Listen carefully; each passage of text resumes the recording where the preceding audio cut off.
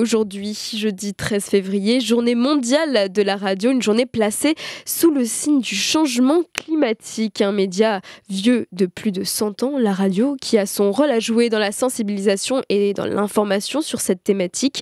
Un média qui résiste, Lina, et qui fait partie de notre quotidien, bien sûr, mais qui est appelé à changer, à s'adapter à l'ère du numérique et des réseaux sociaux. D'ailleurs, pour le sociologue Jean-Marie Charon, spécialiste dans l'étude des médias et du journalisme, la radio est déjà consommée autrement.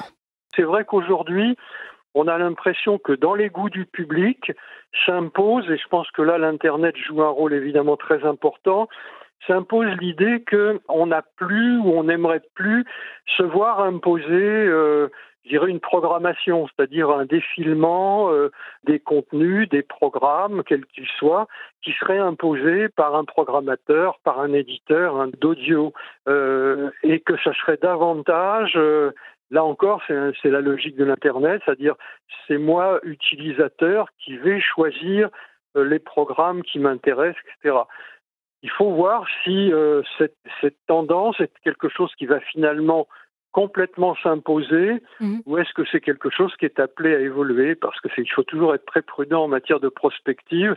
À un moment donné, les usages peuvent donner l'impression d'avoir radicalement évolué et puis ils peuvent de nouveau se transformer. Vous venez d'entendre Jean-Marie Charon, spécialiste dans l'étude des médias et du journalisme. Il répondait aux questions de Soukaina Aziz.